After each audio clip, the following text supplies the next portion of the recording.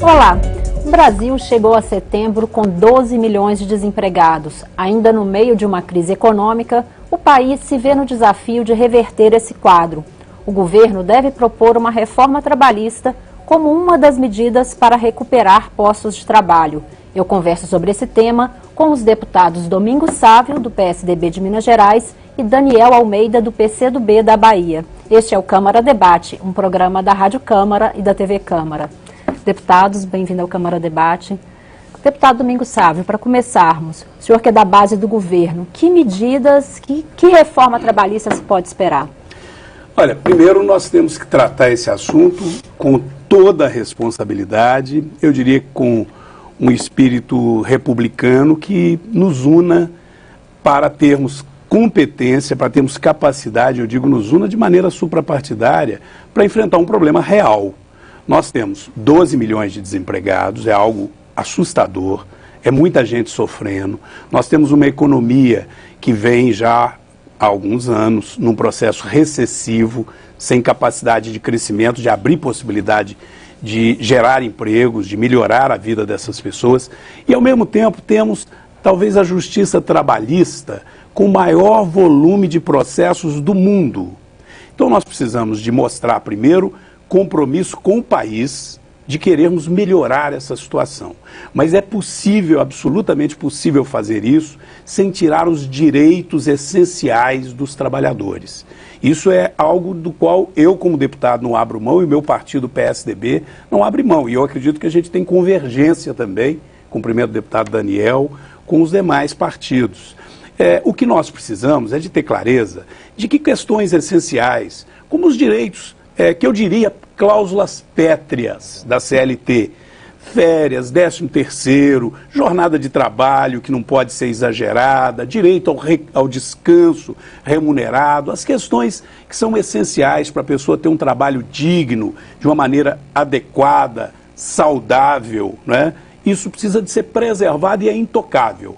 Agora, as coisas que não foram modernizadas, a CLT, que é consolidação das leis trabalhistas, é da primeira metade do século passado. Mas as leis trabalhistas derivam lá da Revolução Industrial, portanto, de séculos atrás. Algumas coisas não foram mudadas e o mundo mudou. Você não pode continuar achando que as mesmas regras valem para tudo. Então tem coisas que precisam de ser modernizadas. Não é uma reforma do tipo, joga fora a CLT. Não. A consolidação das leis trabalhistas e os direitos dos trabalhadores têm que ser absolutamente preservados. Agora, você tem que adequar essa legislação a um mundo mais ágil, mais competitivo, para o bem do trabalhador. Eu vou, no decorrer do debate, citar exemplos claros que eu tenho a convicção que os colegas de qualquer partido, do PCdoB, do PT, devem concordar que está sendo ruim para o trabalhador, está sendo ruim para o desenvolvimento do país e que o projeto está aqui na casa há um tempão e a gente não consegue fazê-lo andar. E que, numa reforma mais completa, com uma comissão especial, talvez a gente aprove isso, que são alternativas para gerar mais emprego, preservando o direito dos trabalhadores, tornando a nossa economia mais competitiva, porque nós dependemos do resto do mundo. Se o nosso custo foi exageradamente alto, a gente não vende. Pelo contrário, vem o produto da China, vem o produto dos outros lugares e tira o emprego da gente. Então, não é só a China, que é um país comunista, e que os direitos trabalhistas são mínimos, ou quase não existem. Nós temos economias competitivas, como a Austrália, a Nova Zelândia, que o custo indireto do trabalhador é de menos de um dígito, em alguns casos 2, 3% sobre o salário dele. Agora, por outro lado, você não encontra ninguém ganhando menos do que $2.000. Eu encontrei o retireiro, o trabalhador que faz a ordenha do gado na fazenda, ganhando mais de $2.000. Isso equivale aqui hoje a mais de quase R$7.000. É algo impensável para o Brasil, mas o custo indireto dele é próximo de zero. Então aqui no Brasil você tem um custo indireto muito alto, sobra pouco para pagar o trabalhador, então o trabalhador está sendo punido. Ele, em vez de ganhar um salário bom, o patrão paga X para o trabalhador e um outro X de custo indireto. Deputado, vamos ouvir agora o deputado Daniel Almeida. Deputado, para o PCdoB, que hoje está na oposição, qual seria a reforma trabalhista, ou haveria uma reforma trabalhista no momento? Pois é, Daniela, Domingos. Olha, esse é um tema sempre recorrente. Está sempre em debate alguma reforma no mundo do trabalho. No mundo inteiro isso tem sido assim. Não tenho nenhuma concordância que o remédio para gerar mais empregos seja a reforma trabalhista que está anunciada pelo atual governo. Nós tínhamos mais de 12 milhões de desempregados em 2003 e com a mesma CLT, com as mesmas normas trabalhistas, nós chegamos a um patamar de quase pleno emprego no final de 2011, porque medidas na área da economia foram adotadas que assegurou a elevação de postos de trabalho e formalização de mão de obra. Todos ganharam nesse processo. Há uma crise econômica. Quase sempre, nesses momentos, as duas visões sobre os direitos dos trabalhadores, o mundo do trabalho, se apresentam. Os que defendem o capital sempre acham que é preciso diminuir o custo da mão de obra, o custo da produção, retirando direitos dos trabalhadores.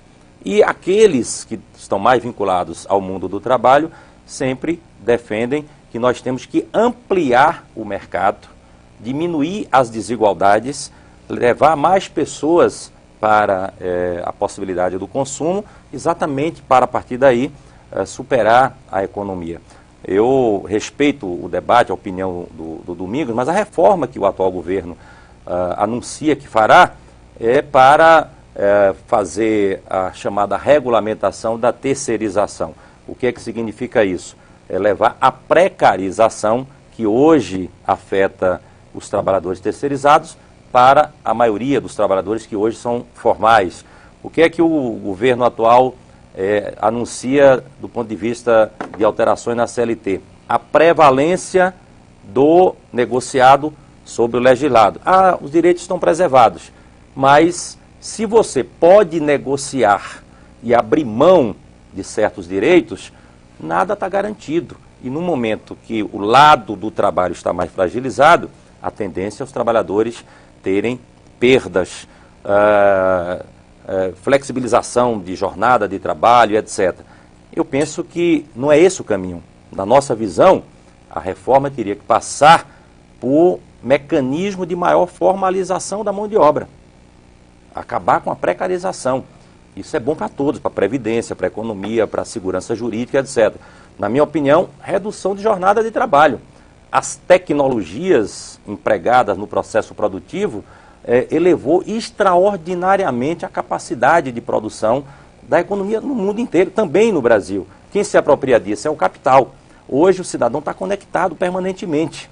Em função das tecnologias, ele trabalha de casa, né? Ele fica mais tempo disponível à empresa e precisa se qualificar mais. A redução da jornada, da presença física dele no local de trabalho é cada vez menos exigida e cada dia mais exigida a qualificação dele. Então, reduzir a jornada significa que ele pode ter outras atividades, a economia solidária, a economia compartilhada e várias outras atividades, a sua formação, a sua qualificação, que é algo permanente. Então, na minha visão, a reforma teria que ser redução de jornada, aprovar a Convenção 158, que dá estabilidade no emprego. Não é uma estabilidade só formal, é impedir a chamada demissão imotivada, que é uma recomendação da Organização Internacional do Trabalho, que o mundo inteiro está fazendo. Então, essa visão é que nos diferencia, com todo o respeito que eu tenho ao ponto de vista e à opinião do Domingos, mas acho que não é esse o caminho. É, mais uma vez, numa sociedade de profunda desigualdade que tem aumentado no mundo inteiro e no Brasil. Felizmente, nos últimos anos, nós superamos esse profundo fosso entre os mais ricos e os mais pobres. Não é nesse caminho que o atual governo está propondo que nós vamos superar as desigualdades. Deputado Domingos Sávio, o ministro do Trabalho chegou a propor uma regulamentação de uma jornada maior para formalizar algumas situações. O deputado Daniel Almeida defende a redução.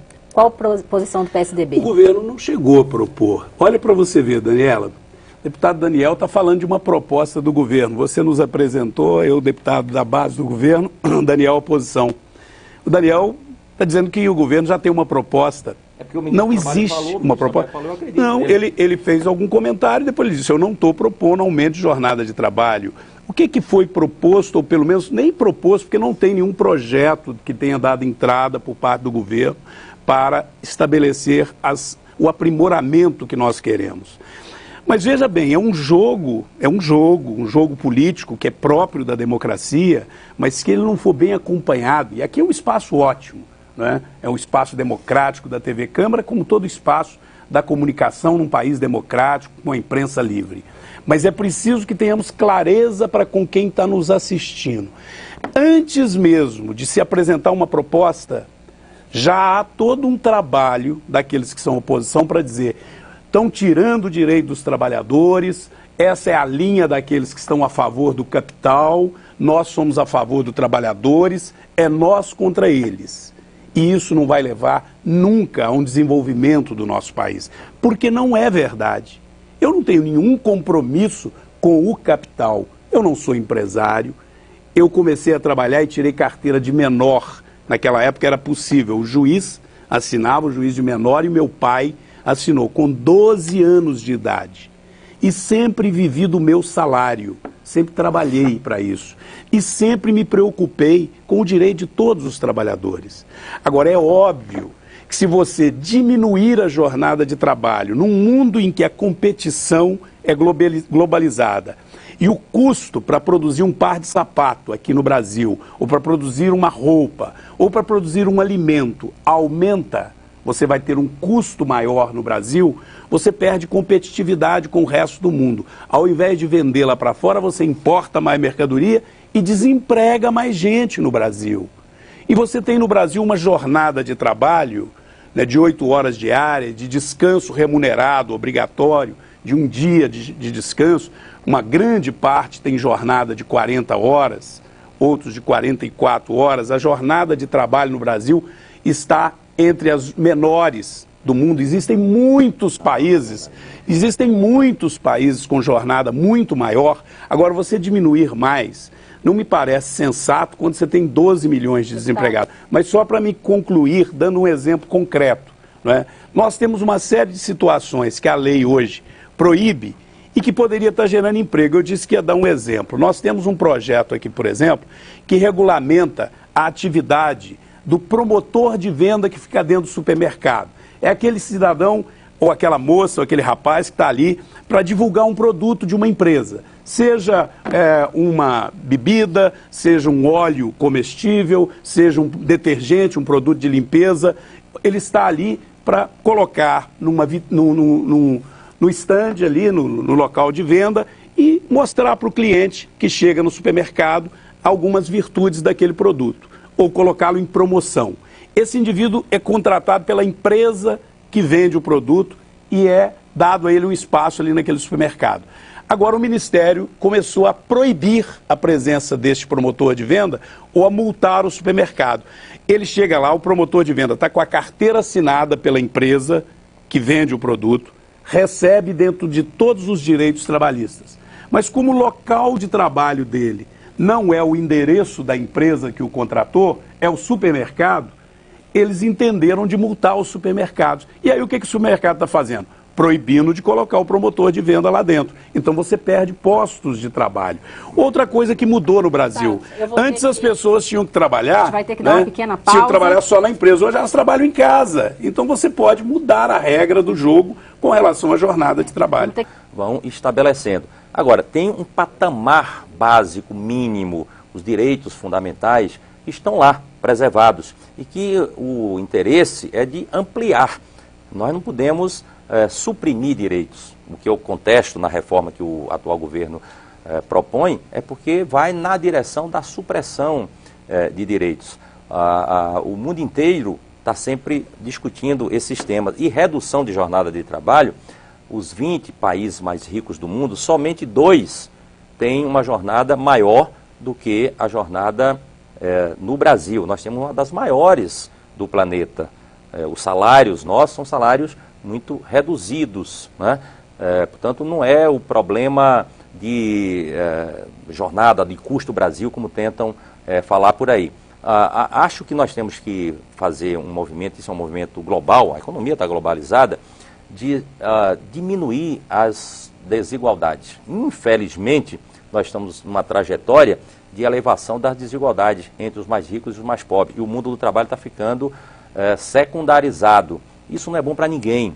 O melhor momento do capital na sua trajetória histórica de mais de 200 anos foi esse período pós-guerra até 1975, 78. Por quê? Porque tinha o trabalho, o mundo do trabalho, as organizações trabalhistas com muita força, especialmente a partir da Europa. Esse partilhar melhor das riquezas geradas foi bom para todo mundo. Um período de grande crescimento econômico, de ampliação do mercado consumidor, de exercício da cidadania, de afirmação de certos valores, de certos direitos. Infelizmente, com esta onda liberalizante, isso foi se perdendo. Hoje nós temos uma concentração absolutamente intolerável. 1% dos mais ricos tem mais riqueza do que o restante da população do planeta, né? A cada vez o capital participa mais, concentra mais e o trabalho vai ficando secundarizado. E quem gera riqueza é o trabalho, é a atividade produtiva. Eu acho que tem que ter mais diálogo entre os agentes do mundo produtivo, os empregadores, os empreendedores e os trabalhadores, para diminuir a influência do capital financeiro. O grande mal na economia global hoje é o superdimensionamento do capital financeiro. A gente trabalha para alimentar a agiotagem. A gente fala aqui da reforma da Previdência. A reforma da Previdência tem um rombo de 45, 60 bilhões anuais. Mas ninguém fala que o serviço da dívida no nosso país leva mais de 500 bilhões por ano. Isso é que é o grande mal, né, que nós precisamos combater. Então nós temos que mudar o foco.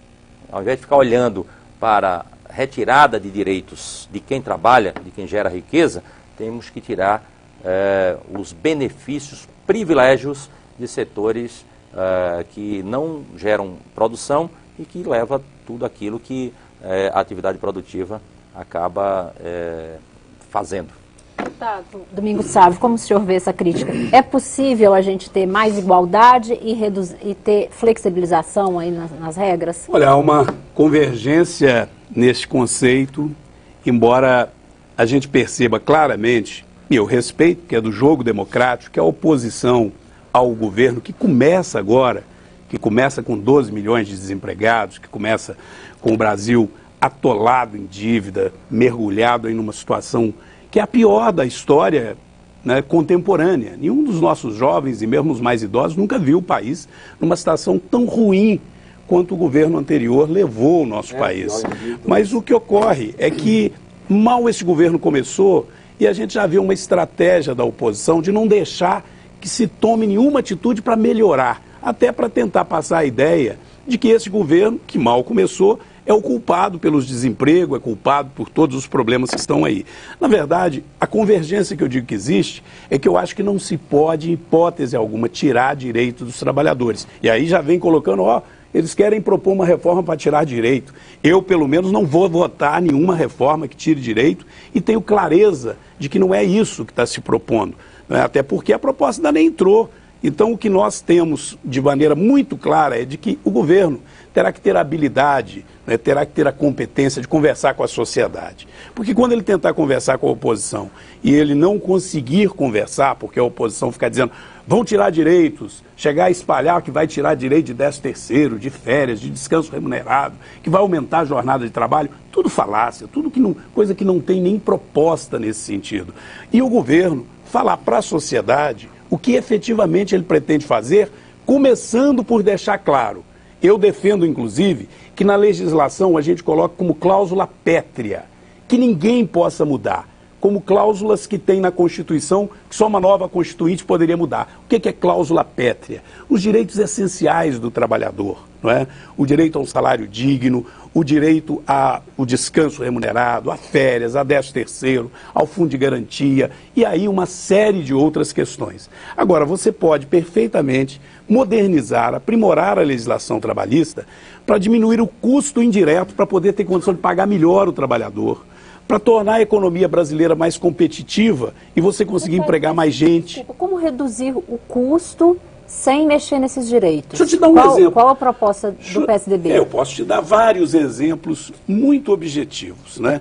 O custo que hoje uma empresa tem com um trabalhador, ele quase que é o dobro do que ela paga para ele de salário. E ela paga custos indiretos.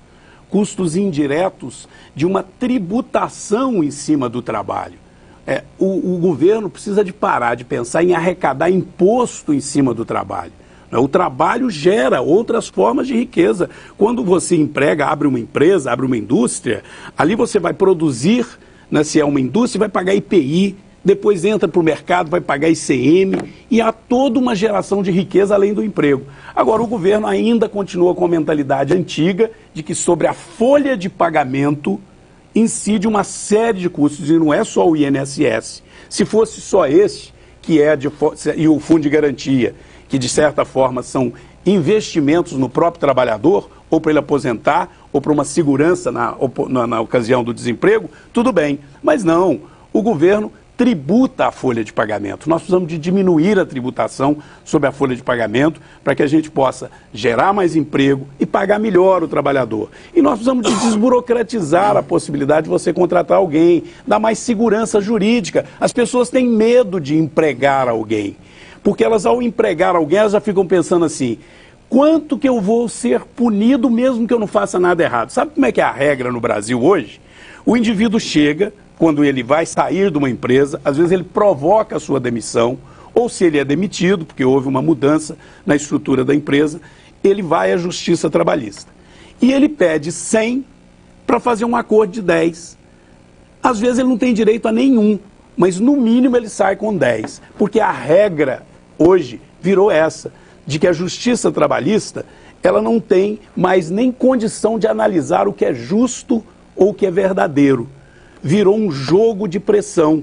E aí quem vai empregar fica com medo. Fala assim: eu vou empregar. Se essa pessoa fica comigo aqui 10, 20, 30 anos, no dia que ela for sair, talvez o que eu tenho na empresa não dá conta de pagar a indenização. Isso para um pequeno empresário, para o microempresário, ele fica com medo de empregar.